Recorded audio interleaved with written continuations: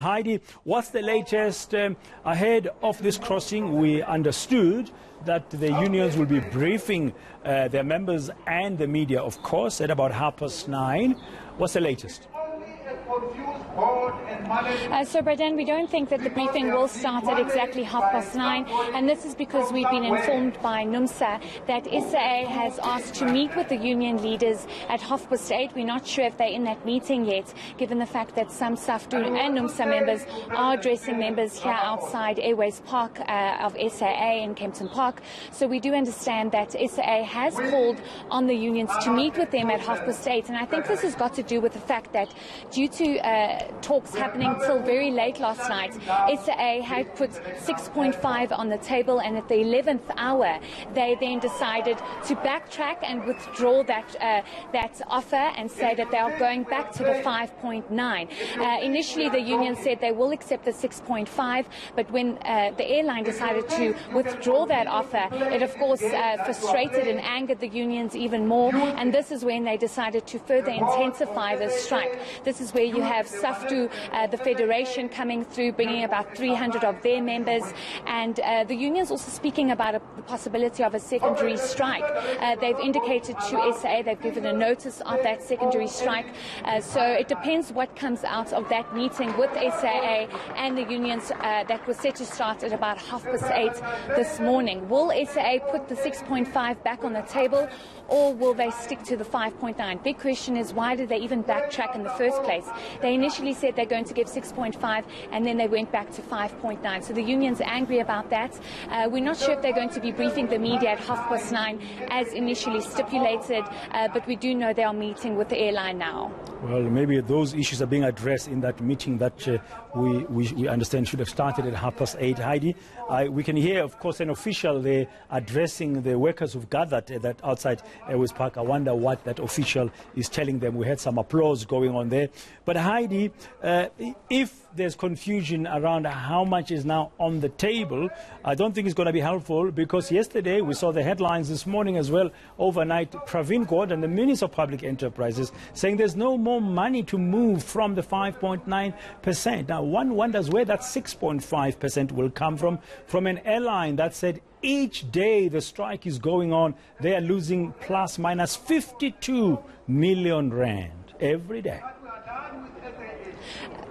Yes, Brad, and before I get into the details of that 6.5, what is happening now is you're having SAFTU members addressing members, specifically speaking to what happened last night, what was put on the table. They're also speaking about how the Public Enterprises Minister should intervene and urgently do so, and that they should try and save this SOE. So they're basically just trying to mobilize their members. But back to the issue of the 6.5% that was put on the table, it's very imperative to remember and understand that SAA has made it very clear that they do not have money. They are in financial distress. Yesterday, Public Enterprises Minister Pravin Gordhan, in his statement, said that just in the last 3 years, SAA has received 20.5 billion rand support from the government fiscus. They cannot give any more money. They've made it very clear time and time again. Tito Mboweni also made that very clear in the budgets of February and in October, to say that pouring money into SAA is like pouring money into a sieve. So it's a big question about where SAA is going to find that money for the 6.5%. Unions say, however, they have made presentations to show where SAA can get that money from to give that salary increase. So we're going to have to wait and see what the outcome of that meeting is with SAA and the unions, and whether or not they can financially support that 6.5 salary increase that they initially put on the table. Okay, well, if the meeting did start at 8:30 between SAA and the unions, it's unlikely that briefing might start on time at 9:30 as originally scheduled, Heidi. But before I let you go, Heidi, very briefly, any update on the flights? Because the flights were cancelled on Friday and Saturday. SAA resumed some flights on Sunday, and in the last 2 days we understand as well that some regional flights are back on track. We know the likes of Mango have been assisting SAA to make sure that passengers do not get stranded. We will be in our number. So the biggest issue here for SAA is domestic flights, because all international flights are back in the air. 6 regional flights are also back in the air. It's the domestic flights that are the issue here, and SAA has roped in partner airlines such as SA Express, SA Airlink and Mango to assist SAA when it comes to the domestic flights. But we do understand that 2 domestic flights will be back in the air tomorrow, being flown by SAA. That is from Johannesburg to Cape Town and Johannesburg to Durban.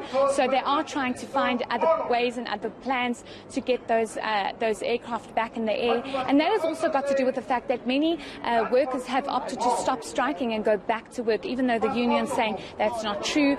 SAA is saying that is the case, and that's why they've been able to get many flights back onto the routes and back in the air, internationally, regionally, and now they're pushing for those domestic flights. Thank you very much. Heidi Jokos at Airways Park in Kempton Park.